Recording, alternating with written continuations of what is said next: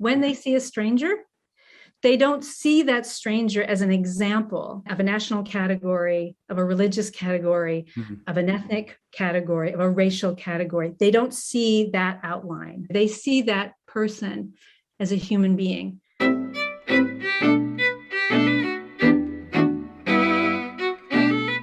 Hi, my name is Frank Schaeffer, and you are watching In Conversation with Frank Schaeffer, which is a podcast, a Facebook Live event, goes on YouTube and many other interweb places.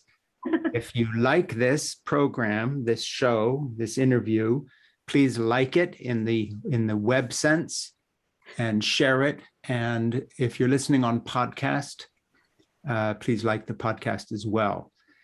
Today, I am talking with a friend of mine, Maggie Paxson, who is an author, plays the guitar beautifully, has an angelic singing voice.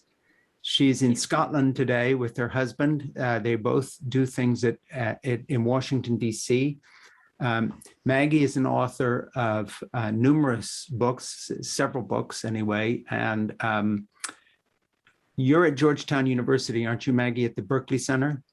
Yeah, I'm attached to the Berkeley Center. You're a research fellow there, and your husband also teaches at the school. I get you guys mixed up with what you do.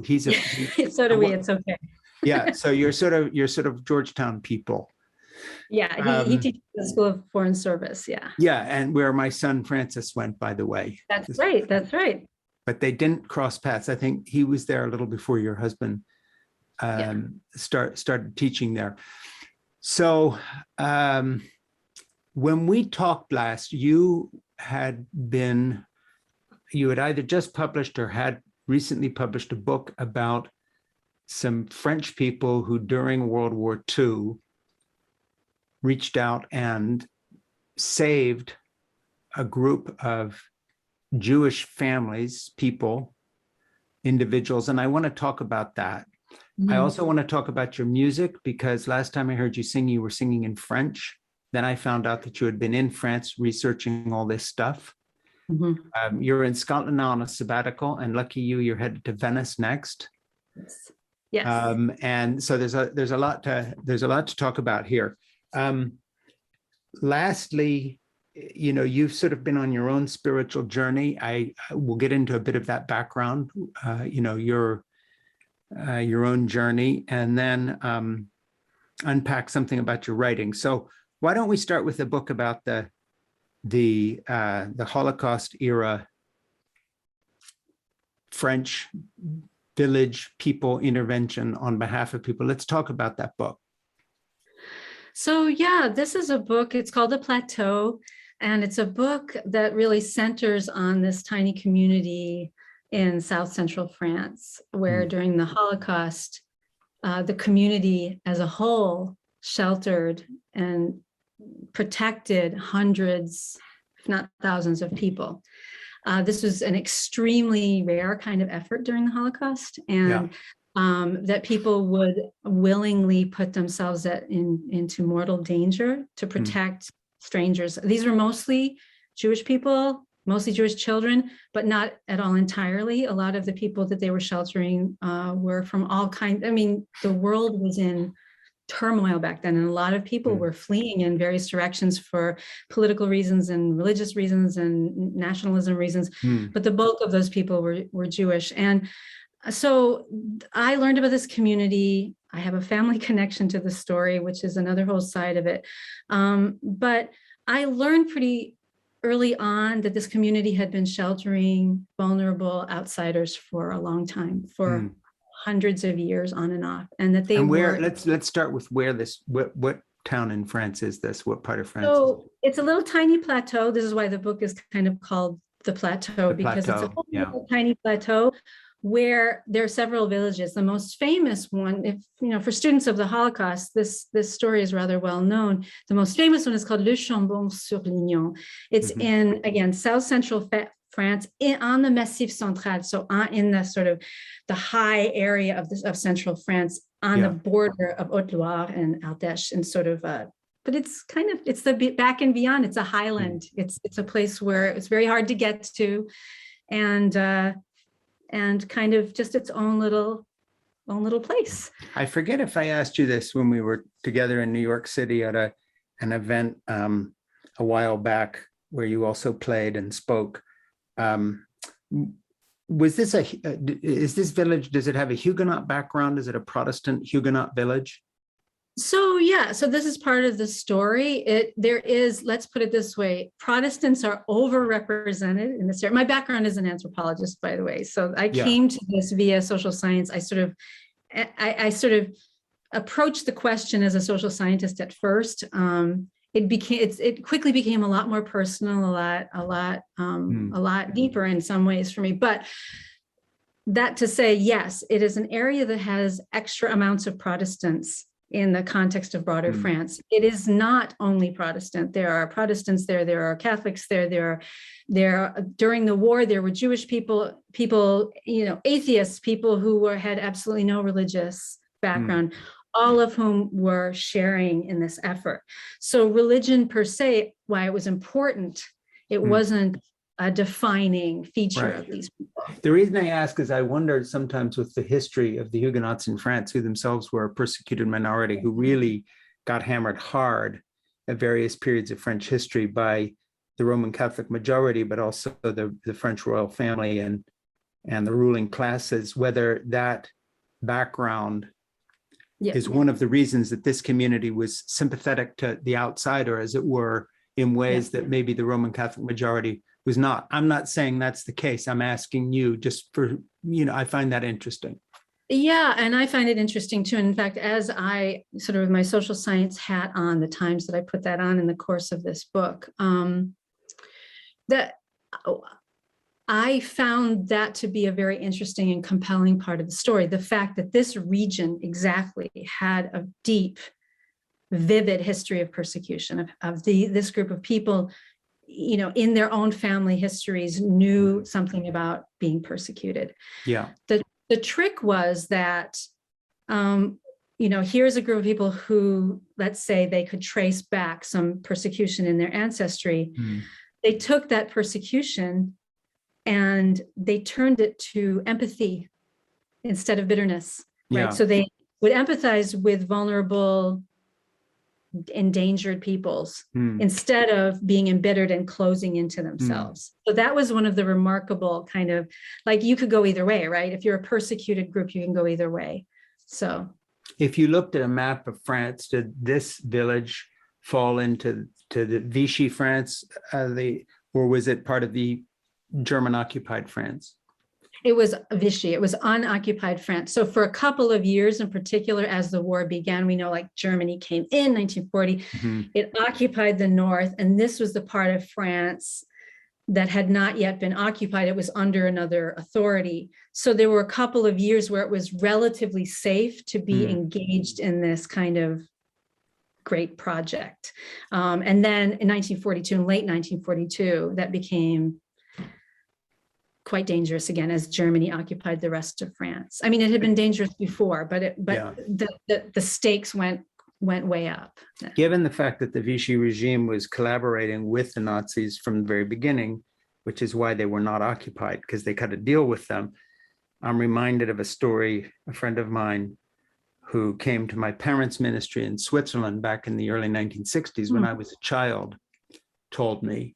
And Danielle was a Jewish girl who had, at that time was, 60s. So she had been born during the war.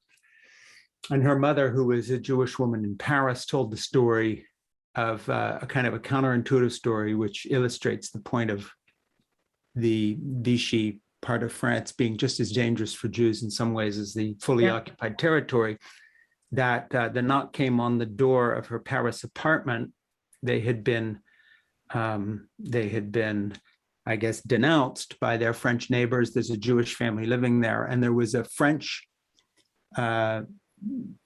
officer, a policeman, accompanied by a German soldier that were doing the rounds of the apartments in that building to look for known Jewish families. Right. And Danielle was a baby in her mother's arms, a child, 6-7-month-old baby. And her family story is that they came to the door and the German saw this baby at her mother's breast Mm. and had compassion and said, ticked the box and said, there's no one in this apartment. And it was the French policeman who denounced her and said, oh, yes, there is. These are Jews. It was not the German. Now, of course, that only makes the point that some of the French collaborators were genuinely anti-Semitic. In addition to going along with the Germans, they went sort of the extra mile. And you have a lot of stories in Paris. In the Velodrome, for instance, I'm sure you know that whole story about the nun who was smuggling Jews out in garbage cans, Jewish children's, that she was trying to take care of, a Russian Orthodox nun. And of course, her worst fears were not just the Germans, it was the French collaborators. So when you get to a story in France of a whole village saving a Jewish population and non-Jews who the Nazis were looking for an audience who might not have read the history a little bit, you have to understand that they were going against a trend in France itself. Right. And not just the French, we're all sort of on the side of the oppressed and the Germans are the bad guys. The French have a long tradition of anti-Semitism that is absolutely brutal. And, during the war came right out, and many of them were going along wholeheartedly with the Germans. And I think that's something that gets lost sometimes. And I don't know, in your studies, how does that weave into your book, if at all? And how do you see that in terms of how extraordinary this village was to stand against, in a way, their own French culture at its worst, and of course the German invader? Well, of course, it's a very important part of the story. Of course, I mean, Germany occupied many countries, and those countries each kind of figured out at the individual and collective level how to handle it. And we can imagine, if we can place ourselves in that moment, we can imagine that this thing that happened called on us, right, to ask ourselves the question, what we're going to do and who we're going to be. And in France, like in all kinds of other countries where this happened, my own background as an academic was in Russia, right? I did a PhD. And you've done a book on something to do with Russia as well. Exactly. And what book is that? It's called Solovyova, The Story of Memory in a Russian Village. And that was nominated for the best something by somebody important. Tell me. Well, it has a little story. It was the best book of the year, and something who counts said that. Who said that was the best book of the year?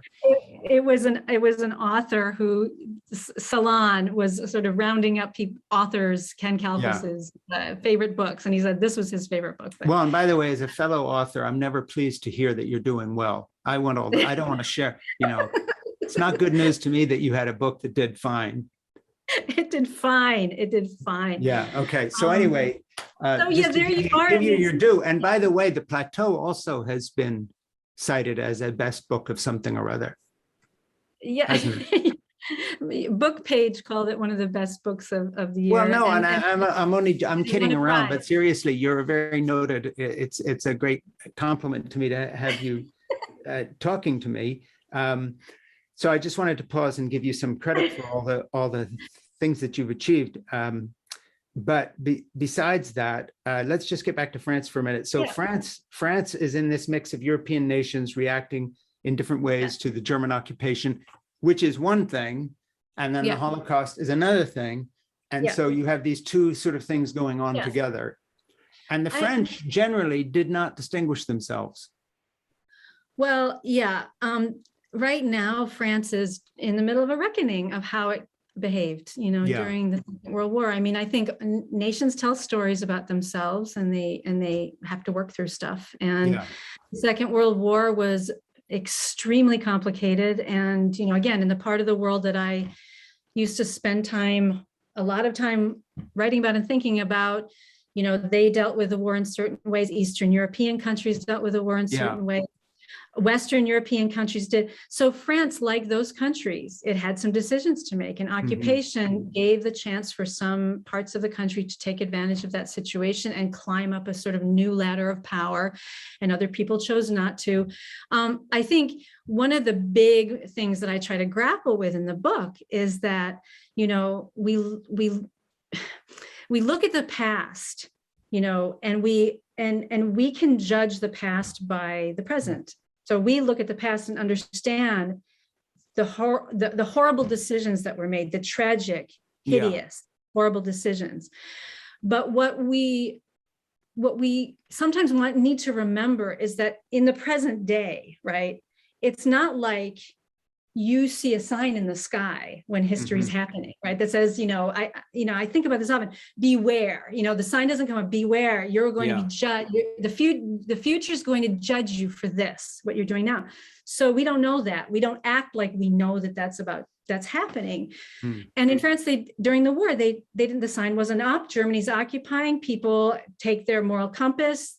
They look at their situation. They decide what to do. That doesn't mean that excuses bad behavior in any part of the world where they're, and the United States also didn't behave all that perfectly. But it does point to all of us that we as individuals and groups want to figure out what that kind of navigational true north is, so that we, when there's no sign in the sky that tells us that we're behaving, we need to watch out because the future is going to judge us, that we can still behave, in a way that we don't have to be ashamed of. Let me just interrupt a second and say I'm talking with Maggie Paxson, who is an academic and a writer and a musician, and going to Venice. I keep rubbing that in.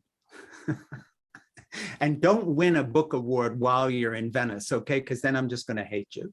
It's like, you can either have book awards here in, Scotland's fine. You can win a book award in Scotland and it can rain on that day. But don't win any more stuff. Okay, and don't tell me you won something sitting on the balcony of the Royal Danieli Hotel overlooking the Grand Canal, trying to figure out where to eat that night. I don't want to hear about that. I wouldn't actually curse you, but they would become close. Let's get back to your book, The Plateau, a second. One thing that fascinates me, and I want to dive in a little bit, take advantage of you being here. When you look at history of World War II, I grew up in Europe. I was living in Switzerland. I was born in 1952. So all the GIs who visited my parents' mission in L'Abri, who were stationed in Frankfurt and other places at that time, they had more recently been in the Korean conflict, but there were a lot of men there who were still from the World War. And then before that, when I was in the UK, or rather after that in the UK as a boarding school student in the early 1960s, a lot of our staff had been in both World War I and II. And so having grown up in that environment, and I grew up speaking French and so on and traveling there, I have an interest in all of this, and it sort of comes with the territory. But what interests me is the counterintuitive nature of the reaction to the Holocaust and to the Jewish persecution that went on in Europe. For instance, just throw a few things out, and then I just want you to get into this. You would think that Franco's Spain, here's a fascist that Hitler supports during his civil war. But Franco refuses to hand over his Jews to Germany. So one of the safest places you could be during the Holocaust is if you could make it to Franco's fascist Spain, run by a hardline, old-fashioned dictator, fascist Roman Catholic. You could also get to Denmark, where the king of Denmark comes out wearing a Jewish yellow star in solidarity with Danish Jews and the people who were there. And then you could wind up in France, and all of a sudden you're in a collaborationist state, or you could try to make it into Switzerland, which after the war promptly stole the money that a lot of Jews had deposited there. And here's a Calvinist democracy, supposedly this incorruptible country that still can't account for all the gold and the money they stole from the Jews in the war. So it doesn't run along a north-south axis. It doesn't run along a Protestant-Catholic axis. Mussolini's Italy was a good place to be a Jew, even though they had racist laws, until the Germans finally marched in the last year of the war, because the Italians simply would not apply the race laws in the way that they were written. So there you had a sort of a great, So I want to talk to you about how you see the through line that sort of unites the people who behave better, whether they're Franco-fascists or Danish Protestants, And what unites the people who didn't behave so well, including the United States of America, that could have done a lot better in taking in far more Jews than we did. And we kind of shut our border to people until it was way too late. And then the Swiss, who closed their borders and then just stole the money that had been deposited there. It's not a glorious history, but it's funny to me that you can look at the Danes and Franco and say, well, here's some people who did better. How has that all impacted you in your studying? And correct my facts where I've got them wrong.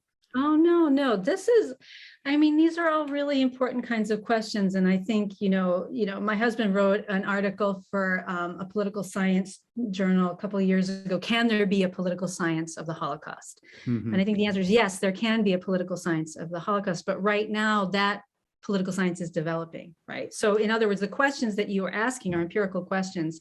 They're actually frameable social science questions, right? I have to say that in my own work, that's not the level of analysis that really engaged me deeply. Why? Partly because that's not what I do, but also because you couldn't explain what was happening via the nation, right? This wasn't because they were French people. Right. It wasn't because they were Protestant people. It wasn't because they were Highlanders necessarily, although that's an interesting thing that social science does point to Highlands as being, as it turns out, good places for resistance. It wasn't tied to ethnicity, religion, language. What was it tied to, right? And so I think I try to, in the course of this book, I try to flip it in a way. Like, you can be a community that does all these things. How do you become this community that does it? You can find different routes to it. And so there are different routes that I come up with in my book, right? The nation, no nation distinguished itself. So the nation itself is a unit of goodness. It's not going to work. A unit of fantastic moral decision. That's not going to work, right?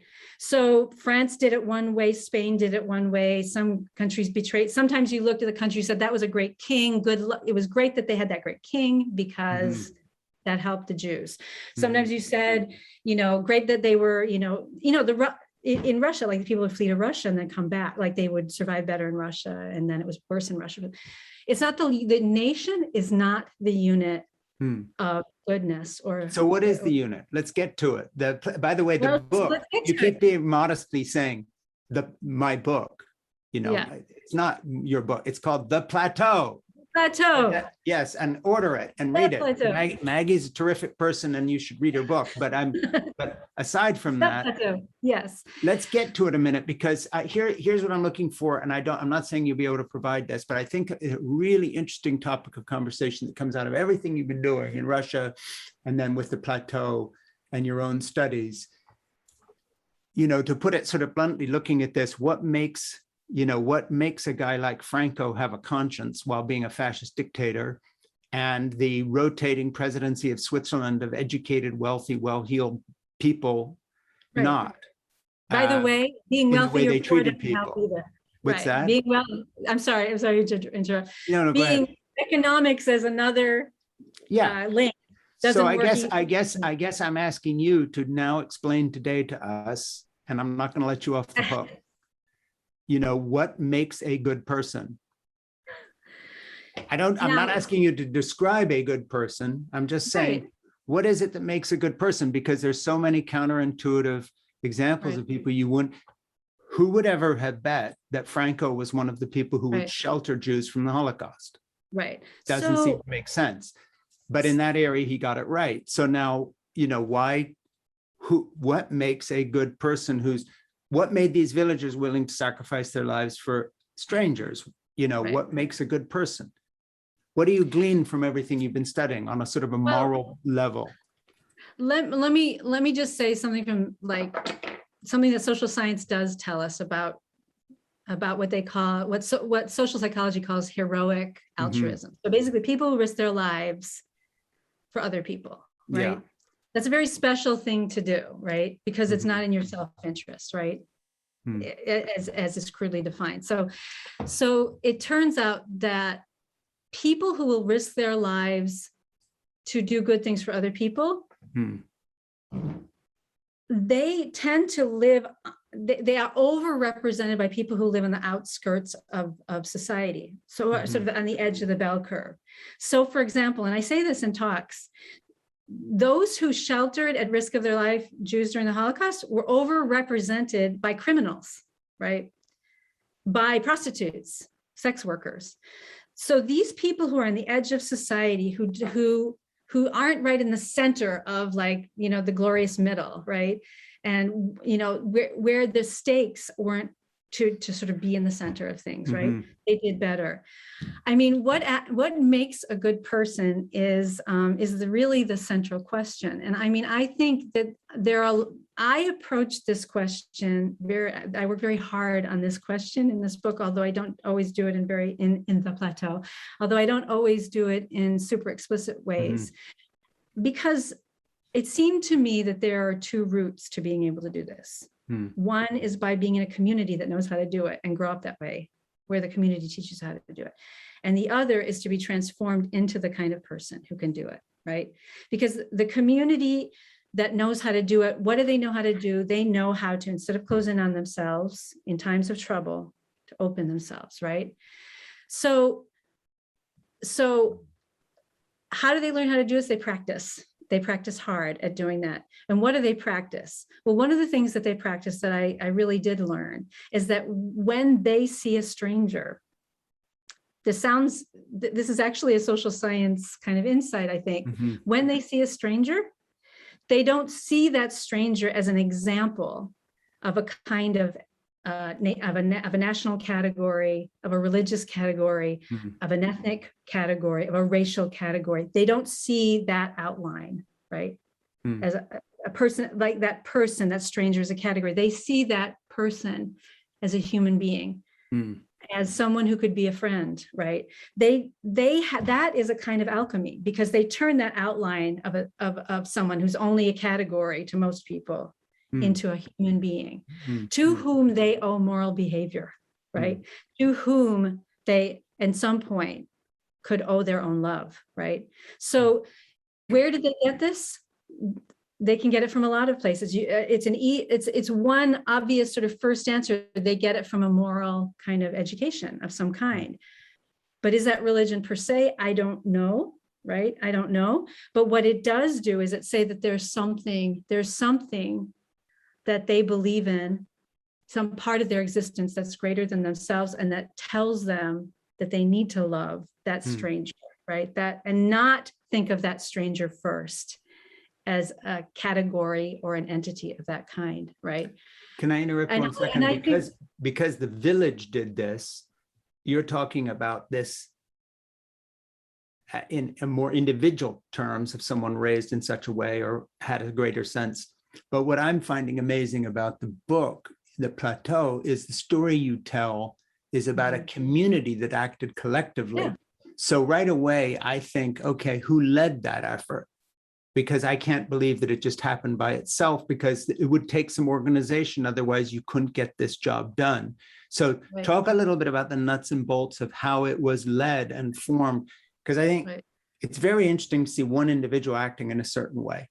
But when you have collective action for good or evil, somebody's organizing it and other people are going along with that organizing or agreeing to it. What was the actual thumbnail story here of how this got organized? So a village collaborated to save people. Right. So you have an environment where people kind of know how to do this, but you also, in a situation like this, you do have charismatic figures at the center of it, right? Yeah, and who were they? So one of them, there was a group of pastors, there was a mayor, there were figures in the resistance who were really important. The most famous right now still character was a pastor named André Trocmé, whose name is and his wife actually Magda Trocmé as well, who have been there's been a great deal written about them. So their role is probably best understood of all the people. He was this fiery, charismatic guy who came from, he came from the sort of northeast France, from the border, but he had this vision of like how we have to resist, he said, but we will not resist with weapons. We will resist with the weapons of the spirit. And that what happened meant, to him? End of his story. What happened? in his story, he's that he survived the war. Okay. He actually had to leave for a while, but he came back. But he was certainly a galvanizing force. There were other galvanizing forces. Mm-hmm. The central figure of my book is his young cousin, who also came in to be part of the effort, who was a director of these homes for children, Yeah. who's related to me through marriage. So that his young cousin, and who So did that's not. that's your connection. And just talk briefly, how is that person related to you? I know through marriage, but like just. So my dad's side of the family, I got a Jewish mom's side of the family, my dad's side of the family, and I think my mom's there. So hi, mom. And maybe my dad's side of the family, his grandfather was remarried after his grandmother died, my great grandfather, and he married a woman named Suzanne Trocmé, who was French and a physician, and it turned out she was the older sister of this Daniel, who is at the center of my book, and so you're related to one of the people who stood up and did the right thing, right? I'm related. I mean, I'm related through this, through this kind of funny way that you are related, to, my step great grandmother. So, it's a distant family connection, but the story of this young man is absolutely riveting. He is a person. So he's a person, right, who was transformed in a moment and fell in love with this. When you were writing the book, did you go to the village and talk to some of these people who were there folks around who were aware of what was going on at the time, or is this people related to them now? So when I was there were still a few people. I went back many times. I spent a month, usually I was there for a month at a time. For years, I was going back there and getting to know people so there were a few people who remembered the whole thing back then. And, there, not many left. But so I got to hear stories from older people and their recollections. And I later got to hear stories from people who had preserved these stories. Sure. In their families. And actually, I should say that one of the characteristics of this place is that people don't like to talk about this. They kind of keep it private. I think it's just, they say, this is what people do. We're not heroes. We're just doing what people do.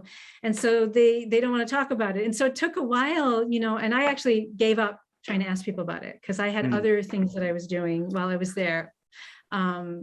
Looking at how they're doing it today. But eventually I did get to hear marvelous stories. Marvelous. Well, when you go to France, and as you well know, having been there a lot, one of the things that strikes anyone from outside the country, particularly the US, where, we have a Vietnam War memorial or two, and we put up something in the heart of our little towns that remembers our war dead and so on. But when you go into any small church of any kind in a French village, a village that has 130 people in it, 300, 500, 1,000, small towns, whole walls taken up with family names of everybody lost in what they call the Great War, which was the First War. First World War. And of course, they had a history of fighting with Germany before that and back and forth through the centuries. But what always strikes me is that, when you go into a French church and you see family names, and you realize that must have been every brother and the father in that family killed, and all their uncles and all their cousins, whole clans wiped out. I have teared up in many a little French church just at the emotional impact of just reading all these names. It just seems unbelievable. The French relationship to war and loss, which was still very green and new, in the 1940s. Somehow that must have marked the whole country in a way that as Americans, we barely understand. We send people off to wars that are not fought on your own land. And it always Right. strikes me that there's a sort of a level of tragedy in France, and of course Russia too, and Germany and the other countries affected, but it touches me very much in France because of the overabundance of evidence of the loss in World War I, not World Right. War II. Right. I don't think you can understand anything that happened in the World War II era without understanding Right. what happened to France in World War I. And I just wondered how that fits in with your studies of the World War II period, but obviously the backdrop is something cataclysmic. Yeah. I mean, it's like having survived the sinking of the Titanic, you know, Right. and then you get in your boat and you go, and just before you're picked up, they're shooting at you from the other boat. Right. You know, it's a compounded tragedy. Did you get into any of that in your studies and the effect on the French people and how that shaped the reaction? Well, I think absolutely, like I learned by being there the kind of visceral effect of the first World War. And I you know, I'm not a historian. The First World War didn't mean the same in my mind, in my Sure. memory, until I really understood, yes, this extraordinary loss, really a war of nationalism, right? A war that was a culmination of modern nationalism, the first great war of the nations, you know, the nation state as we, you know, over what? Over the idea of the nation. And that this, and in you know, in France, yes, this utter devastation. I think where it affected my work the most was trying to understand, again, because a lot of this book is trying to understand viscerally. You know, I asked the question, how, you know, how do I, what if it was me? What if it was that, what if I was there? Would I know how to be good when it's hard to be good, right? You know, and then you like, I don't know. I want to think I would have known how to be good when it's hard to be good, but like, how do I know that? And you can't really know it. No. So a lot of the book is really trying to enter these emotional spaces. And so what's important about the First World War in this book is the utter craziness of the 1930s, right? Yes. So the 1930s, the 20s happen, the war ends, this insane war ends, all this loss. Germany is just on its knees, you know, the economies are blown, these political movements are going insane. So, and people are on the move, and people are scared about people being on the move. So there's all of this economic insecurity, all of this political insecurity, all this seeking. Also, at the same time, people are seeking through politics, through religion, through poetry, through art. They're seeking really hard, and the atmosphere of the 40s and what happened here couldn't be understood to me unless I really thought about the 30s. You know, this time, and in many ways, you start thinking about these parallels. People are on the move, like they don't know what's next. They've watched collapse, they've watched calamity, they've lost, like you said, whole families have been lost, you know. So just you understand the kind of atmosphere, the tension of these early war years, and what was at stake for these people, right? Who were opening their communities for strangers. What was at stake? What was, you know, what could they lose having lost all that? So again, like the book doesn't live in the 20s, live at the end of the First World or during the First World, but my goodness, the 30s. It haunts it. And we're going to get some other things in a second here, but let me just remind people that you are listening to and or watching In Conversation with Frank Schaeffer.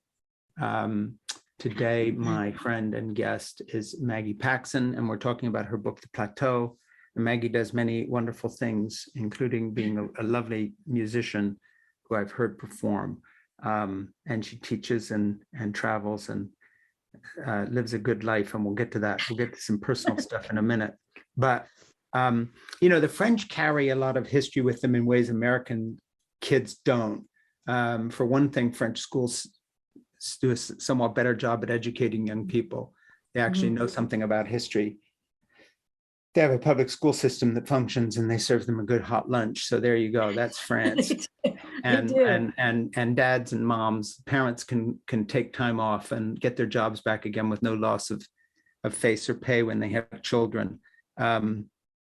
it's a, you know, they've got their lives together a little better than we do in the States now when it comes to medical care and all sorts of things. But, you know, I was in France a while back visiting a friend of mine in the Loire Valley with my wife, Jeannie, and we were walking through a little town, one of those villages where you see the inscriptions, and a little girl with an umbrella, starting to rain, came out of a farm and saw us walking along, and I said hello to her. And because I speak French, you know, there's no problem with that. And turns out she was 11 at the time. And she said, you know, would you like to come in? And which, you know, surprises you, because like, okay, there's an 11-year-old inviting you and your wife into her farm, and you're a stranger walking through her village. The village was Trot, by the way, which is for troglodyte, which is those villages of caves in the Loire Valley where they live. Yeah, so we were very fascinated. And we went into her farm and thinking, wow, you know, what are her? And she says, my parents aren't here right now, but you can come in and I'll show you around. And it was, okay, you know, for an American with all these questions and what are people going to think? Anyway, long story short, wonderful people. He was somebody in charge of the French highway system, an engineer. They had this beautiful farm, an organic farm they ran. We got to know them. We ate leftovers from her big sister's wedding that had happened the weekend before. It was sort of like a dream come true, moment of heaven. But the point of my story is this: a couple of years later, and we got to know them, and we wrote back, and she wrote to us, and it was a lovely correspondence with the child over a couple of years. 2-3 years later, maybe she was 12, 13 at the time, we got a little package from France from her. And with this lovely note to me saying, my father took me to the Normandy beaches. And I get a little choked up when I tell this story because it's just so touching to me as a parent and grandparent.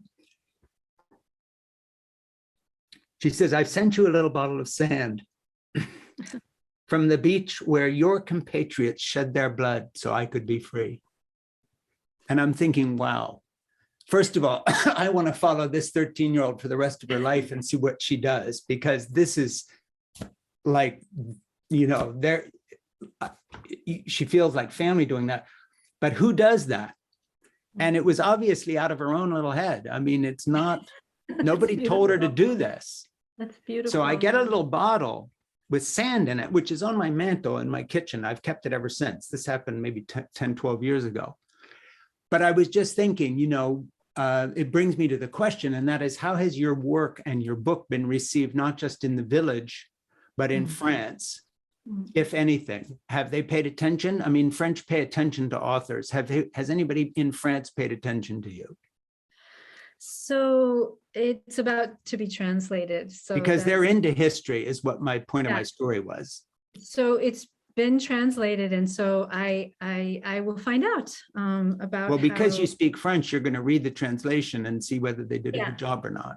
Yeah, I'm sure that the woman who's doing the translation, her family has a war history of sheltering people as well. So I was thrilled. She's going to care about it. Yeah, she's going to really care about it. My only contact so far with French people who've read this story so far, although that I think is about to change, is family members and village members. So the family members of my hero Daniel Trocmé, they've read it and they liked it. Yeah, I think they liked it very much. I think they felt that it was, I was very touched by their reaction. And so then, once it's translated, are you going to go to France and do author stuff, or are you going to do it from a distance, or not touch it with a 10-foot pole? What's your reaction? I think I'm going to go. I mean, it's very special to me to be able to, have this book be received by the country that gave this story to me, in fact. And I don't have a lot of experience in French. Are they going to change the title, or is it going to be Le Plateau? What's it going to be called in French? And actually, I was extremely touched by this. It is On ne voit bien qu'avec le cœur. One sees well with the heart. And if that rings a bell to you, it's because it comes from The Little Prince. Yeah. So there's one, the Little Prince as a character, as an entity, as a spirit, kind of runs through the entirety of the book. And so I had never thought, I think in French, it absolutely rings with, what this book is getting at. I think The Little Prince is to French people a very, yeah, of course. So are you going to put a little quote from Saint-Exupéry in the front, or? There is one in the English, actually, in the But English. there's one in the English edition. Yeah, and in the English edition, I begin with a Saint-Exupéry quote in the French. I put it in nice. the French. So they picked up on that. Well, I think it's hard to miss because the Little Prince enters in. It's hard to miss it as a thread, but I never would have thought to try to. I mean, Americans love The Little Prince too, but not like it doesn't. Who's publishing it in France? It's Payot Rivage. So it's great. My husband published with him in the past. Wonderful editor, wonderful. Isn't that lovely? And when's the publication date in France? It's sometime in February. So I mean, like coming February, soon. Yeah, soon. This is all. I mean, the pandemic made everything kind of stop. Like sure. Your kid, like everything. My book came out, and it was like you had to stay in your position. And so, I'm so warmed, and I'm so thrilled that this is happening. Because I'll look for it over there, because I'm going to be in France next summer, because my grandson Ben married a wonderful French young woman, Claire, who he met in college in Holland, where they both went to school, and now they're in the States. But they did a COVID wedding here on the front porch of a town clerk in Connecticut in a snowstorm, who said, "If you can shovel a path to my door, I'll marry you." And that was their wedding. So we're going to go do it with her family in France next, properly, I mean, COVID permitting and everything else, in next summer. But your book will be out, and I promise you, I will go to a bookstore and find the book and buy it in French. Yay! Yeah, and then I'll come wave it around on this show here when you're back in the States and not in Scotland, and we'll do it all over again. Let me turn the page here. Talking with Maggie Paxson about her book, The Plateau. Talk to me about your personal life for a minute. You and your husband are both academics, and you both either teach at or do things at Georgetown. Is that right? Yeah. So my connection to Georgetown is through something called the Berkeley Center, and for Religion, Peace, and World Affairs. I'm loosely connected with them. Really, I have left academia for the most part. Yeah. Part of the story of the Plateau is like leaving, how that got left and behind. what you're more of what now? Now So now I spend my time writing. I am now writing, and I'm a musician. So I have these weird two lives. You do these other things, These other things, and right now I'm focused on music, and that has been literally the year I began working on the Plateau. I joined a band, the same year I joined a big band in Washington, D.C. called Doc Scantlin and the Imperial Palms Orchestra. It did music from the 20s, 30s, and 40s. It was, I don't know if I would have survived writing this book without that band, because it was very weird to have Holocaust, basically Holocaust by day and sparkles and feathers and the mooch by night. I'm hoping you become a very big deal musically soon, like huge, so I can get a backstage pass and feel cool. Because talking to authors is not cool. Authors are not cool. I mean, authors are authors, but but nothing like it. The only cool interview I've done in ages here is Moby, the musician. I interviewed Moby. Yeah. And we talked about Le Petit Prince, because his movie about himself, which is brilliant, by the way, Moby Doc, is a really brilliant film. And I talked to him about The Petit Prince after seeing that, saying the way he's portrayed in Moby Doc, his movie, reminded me of the book. So anyway, that's a different topic, but that's it. That's the coolest I've been in months, is I got to interview Moby. So go become a rock star so I can feel cool. Probably won't be that. This is music. It's so interesting because the music is music from the 20s, 30s, and 40s that I do. And it's from the same period that I was kind of studying. But yeah, so this music is so of that period. I do stuff from the United States, but also a bunch of stuff from France. I'm working really hard to learn a lot of French songs from the period. And they really, they really take you to these places. And you know what you heard this thing, this little performance I which called I the liked bomb. very much. Well, did you sing along? No, I tried to. I'm never good at the sing-along stuff, happy clappy stuff. It's because I was, once you've walked away from your church background, you don't sing along. That's it. Anymore, okay? That's it. Like no one's going to make me sing.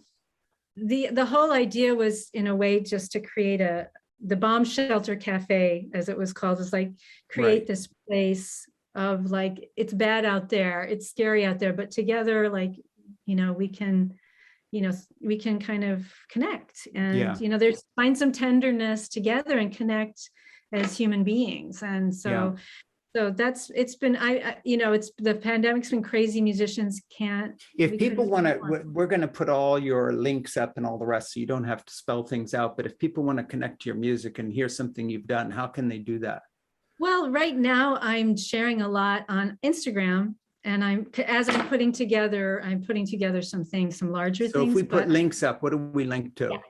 Just my Instagram page, which is called Bomb Shelter Cafe. Okay, so we'll link to the Instagram page. And speaking of which, are there other things you'd like us to link to? We're going to link to the book, of course, so they can click and buy it and all the rest of it.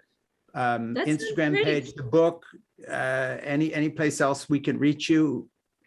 Well, those are excellent places to reach me. I hang around, like it's a kind of this moment that we're in, this crazy moment has been a kind of a time for creative regrouping, I think, for a lot of people, and for me too. I mean, I'm trying to really really drink in the good things of this time, the solitude, right? And so right now I'm doing a lot of learning, but there will be more that comes. Can people book you to do stuff? Yeah, absolutely. Like, how do they book? What if they book you to do stuff? What do they get? They get you playing and singing and talking and speaking. No, it's all different things. But like, what do you do most typically? So I am very happy to do Bomb Shelter Cafe in this stage of things. Do this like what you saw on the rooftop with people in their backyard, in their home, I've been doing them with libraries. I've been doing bookstores. I've been doing them, in various environments. And that is, I consider actually, to speed to the end of the plateau. In a way, it's my answer to the moment, right? So these don't cost anything. I mean, these small intimate things are for sharing. They're really for, promoting, the tenderness that I feel like. Would you play and sing and also maybe read from your book in events like this and talk a little bit, do a Q&A? Yeah, normally in fact, I've been doing them with like libraries, and they ask me to do a little of both, but normally I will tell some stories and sing some songs I've done. But yes, I can do book stuff too. I just like people to get to feel like, like they can exhale a little bit in that environment. But when you come back from your jaunt in Europe, and I'll tell you, there was a book called Death in Venice. Venice has this sort of side to it that also brings out the kind of end of days, the whole thing sinking into the Adriatic. There's a side to Venice that you've got to understand. It also gets there's a lot of dark things set there as well. So maybe but anyway. Well, my dream is that I'll be in my window playing and singing. I've been learning Italian songs, Luna Melanconia or something like that. I've been learning. Do that.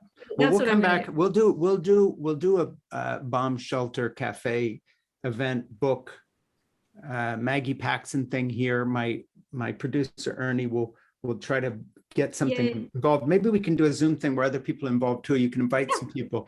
Let me end this by saying a couple things. First of all, some housekeeping stuff. I've got a podcast that I'm promoting through doing a podcast, and I want people to like it. But also my new book, Fall in Love, Have Children, Stay Put, Save the Planet, Be Happy, comes out November 2nd. I want people to look out for that.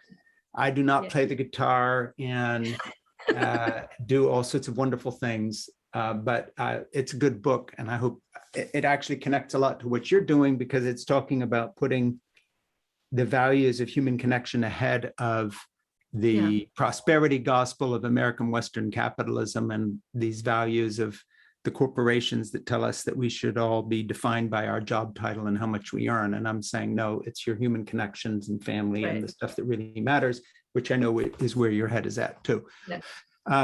So please pre-order that book. Now, the other thing is I'm doing something called a porch course with my friend Gareth Higgins, who founded the Wild Goose Festival. And that's coming up next year, early next year. For people interested, go to theporch.com and take a look at that. Now, let's get back to the Plateau a second.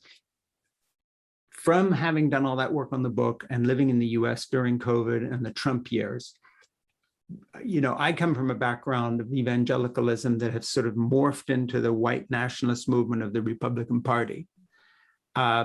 You have been writing books on Holocaust era fascism and reactions to it, and the price paid by that generation. What are the connections? And I'm not trying to put words, you know, out here that don't belong to you. So I want you to just talk about this for a minute. How do you see this a moment in American history where the Republican Party is trying to change the electoral process so that even when they lose, they can challenge the vote and say it was rigged? Which sounds very much like the kind of things that was happening in the 1930s in Germany with the National Socialists. It's not a stretch now. It used to be very melodramatic to bring those things up. You never, you know, it was overkill, but I don't think it is anymore. So I don't need to say more. I mean, what do you think the connections are now? And how do you see it going here?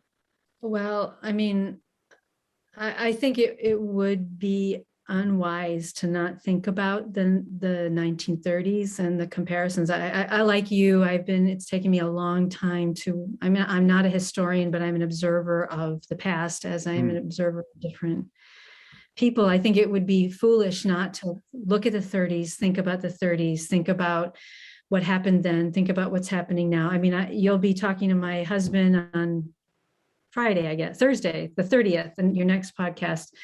And he's the kind of person who, you know, as a political scientist, has a lot of very specific thoughts about this. We talk about them a lot. I mean, I think from where I sit, it's the same issue, right? That you know, this is giving us a time right now in these pandemic conditions to really think about who we are and what is fundamental to us and what, in effect, is our true north, our guiding principles. We don't all have to, I think, agree on what those guiding principles are. I mean, I tend to orient towards, you know, the oneness of humanity and the sort of law of love, right? This sort of law about loving one another, right? That those won't fail you, right? Other things will fail you. So, you know, parties, fascists, there's still the same thing. But I will say these are times when paying attention is very important, you know, because it's very easy to convince oneself that one is in the realm of loving your neighbor when you're really you're sliding from that. You're sliding towards another kind of parochial belonging, a shallow belonging, a dangerous kind of unfruitful belonging. So, I mean, I think all I will say is, yes, we need to pay attention to the past. And we need also to think about what is possible, you know, applying these principles of what we all know to be true, I think, in our heart of hearts, that we really are. There is a oneness of humanity. There is an overarching sort of a capacity for love and humanity in all of us. What that can bring us, you know, as a world. I mean, the Plateau is about one community that did a hard thing, but a really good thing. But what's to stop us from learning, you know, how to do those kinds of, those examples are elsewhere, right? There are lots of examples in the world of that kind of thing. Why can't we study these? In effect, study those, be occupied with examples, try to emulate them, learn from them, you know, and then as my husband often says, practice, you know, just practice being like that. maybe you won't be the best at it, but I believe that there's a lot of beauty ahead and possible in the world. But we have to reckon with these hard things. Maybe religion isn't exactly what we think it is, right? Sometimes, but the law, the truth that I think all religions share, those things can guide us. And actually, by the way, not just religion, but people in their own hearts share these principles of love and capacity for that. Yeah. So, when I talk with your husband, we're going to get into the politics of it because that's what he does. But I've got to say that I think the Plateau is a very relevant book to this moment of history because, when you have videos going viral of someone being killed on camera by a black man being choked to death with somebody's knee on his throat, it takes away the illusion that stories like yours only happen somewhere else. You say, okay, well, there's a whole village rose up to save some Jews from the Nazis. Who was there to save this guy as the life was choked out of? And so it's right here. That spirit is right here with us. And the other thing is too, I talked earlier about the fact that this new book of mine is coming out in November, and that you use the word love a lot. And the only footnote I would add to our conversation is that, as I describe in my book, love is not some sort of ephemeral feeling. It actually has a root in our biology and our evolutionary history. Right.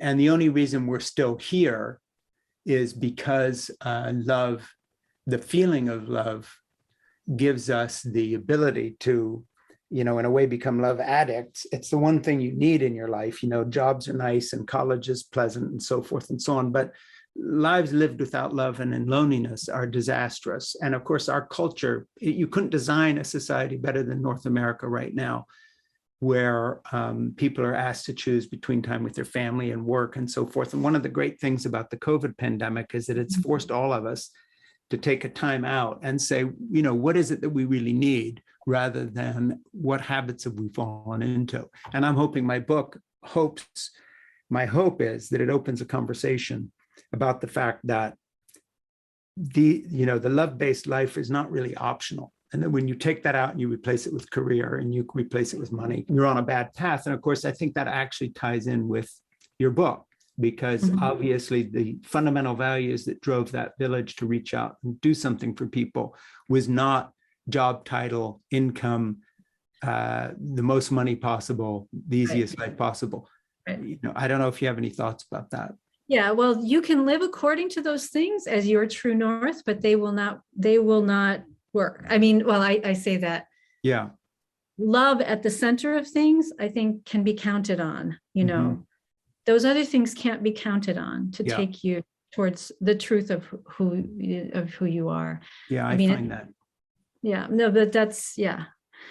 So anyway, Maggie Paxson, thank you. And I'm so glad your book's coming out in French. I will buy it next summer, God willing, when I'm in France at my grandson's second wedding. Yay! One where you get to have family and not just a shovel work on a porch in a snowstorm. The unmasked, the less, wedding, whatever. So have a good time in Scotland. Say hi to your husband for me. I'll be talking to him soon, and take a look at Venice for me. First time you've been back since you were 15, you were saying earlier. Yes, that's right. It's been a while. Thank you so much. Trip. Thank you so much, Frank. Thank you for talking, and thank you for your book. I can't wait to take a look at it. Well, much love to you and your husband, and have safe travels. Come back safely to us.